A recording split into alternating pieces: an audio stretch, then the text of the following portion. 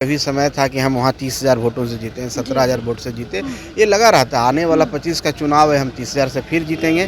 तो इस पर टीका टिप्पणी नहीं करना। आप अगर टीका टिप्पणी करते हैं तो अपने मालिक पर टीका टिप्पणी करते हैं। आप देखे होंगे कि लोकसभा में वो हमारे गया में 3 बार 4 बार आए, रोड शो किए। तो ऐसी कोई बात ही नहीं है जिस बात को प्रचारित किया जा रहा है। आनंद मोहन को ऐसे बयान देने से पहले एक बार सोचना चाहिए, क्योंकि एनडीए कमजोर हो रही है, अगले साल विधानसभा चुनाव भी है। देखिए उनके ऊपर मैं व्यक्तिगत टिप्पणी नहीं कर सकता हूँ। हर व्यक्ति की अपनी अभिव्यक्ति है, किस संदर्भ में बोलें और क्यों बोलें और क्या बोलें, ये तो वो जाने, बेहतर होगा आप उनसे पूछें। नमस्कार, लाइव बिहार देख रहे हैं आप, आपके साथ मैं स्नेहा गुप्ता। बिहार की सियासत में इन दिनों आनंद मोहन ने फिर से विवादों का दौर जो है शुरू कर दिया। जिस तरीके से उन्होंने चिराग पासवान पर इल्ज़ाम लगाया, इसी पर हमने आज खास बातचीत बिहार सरकार के मंत्री संतोष सुमन से की है। क्या कुछ कह रहे हैं, आप इस वीडियो पे नजर डालिए। सबसे पहले आप आए हैं स्थापना दिवस पे, क्या मन में है और कैसा लग रहा है?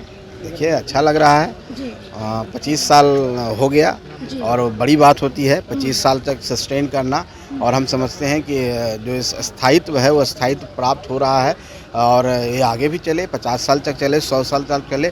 हो सकता है कि हम रहें न रहें, लेकिन ये पार्टी रहेगी, हम पार्टी रहेगी, लोजपा हार रहेगा। और तो हम लोग एक मकसद के लिए काम कर रहे हैं, गरीबों को उत्थान के लिए कर रहे हैं, गरीबों को आगे बढ़ाने के लिए काम कर रहे हैं। तो निश्चित तौर पर ये विचारधारा आगे बढ़ती रहनी चाहिए, तभी ये बिहार का विकास होगा। बिहार में आज भी जितने पिछड़े लोग हैं, गरीब लोग हैं, उनको आगे बढ़ाने के लिए, उनको सशक्त करने के लिए हम सबको एक होकर चलना होगा। और इस मुहिम में मैं सर्वप्रथम आगे रहता हूँ और आज स्थापना दिवस में मेरी शुभकामना है कि आप इसी तरह से मजबूत होते रहें और बिहार के विकास को आगे बढ़ाते रहें। आनंद मोहन के बयान को आप कैसे देख रहे हैं? वो सीधे तौर पे कह रहे हैं कि इमामगंज नहीं गए, इसलिए पासवान का वोट बट गया, कम मार्जिन से दीपा मांझी जीती हैं। देखिए जनता का जनादेश है और जनता के जनादेश को स्वीकार करना चाहिए। और हर समय हर चुनाव अलग अलग होता है। हर चुनाव में किसी कुछ घटनाक्रम होती है, चाहे कुछ बातें होती है।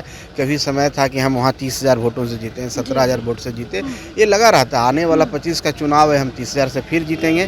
तो इस पर टीका टिप्पणी नहीं करना। आप अगर टीका टिप्पणी करते हैं तो अपने मालिक पर टीका टिप्पणी करते हैं। मतलब जनता जो आपको इस जगह पहुँचाई है, इसलिए जनता ने जो आदेश दिया है, जनता ने जो फैसला दिया है, जनता ने जो आपको जितना दिया है उसको आप हर स्वीकार करिए और उनकी सेवा करते रहिए। जीतन राम मांझी और चिराग पासवान में सब कुछ ठीक है?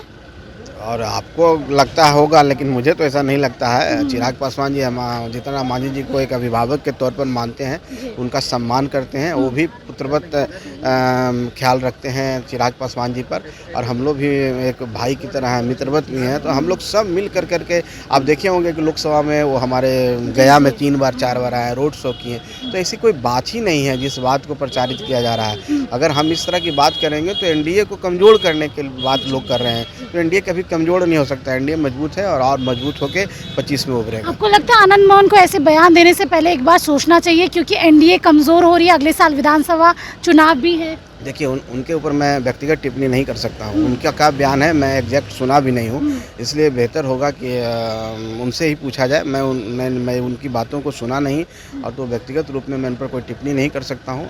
हर व्यक्ति की अपनी अभिव्यक्ति है, किस संदर्भ में बोलें और क्यों बोलें और क्या बोलें, ये तो वो जाने, बेहतर होगा आप उनसे पूछें। अब गठबंधन में आप लोग हैं, ऐसे बयान देने से कहीं ना कहीं कमजोर तो हो जाता है गठबंधन। देखिए गठबंधन कमजोर नहीं है, गठबंधन मजबूत है और मजबूती से उभरेगा। और 25 में इसका फलाफल आपको दिखेगा जब हम 220 सीटों से ज़्यादा चुनाव जीतेंगे। बहुत शुक्रिया। धन्यवाद। चलिए देखिए, सीधे तौर पे आपको बता दें, बिहार सरकार के मंत्री संतोष सुमन थे, और सीधे तौर पे जिस तरीके का बयानबाजियों का दौर शुरू है, जहां एक तरफ आनंद मोहन ने ये कहा कि चिराग पासवान इमामगंज नहीं गए, जिसकी वजह से पासवानों का जो वोट है वो जितेंद्र पासवान, जो कि जन सुराज के कैंडिडेट थे, उनको मिल गया।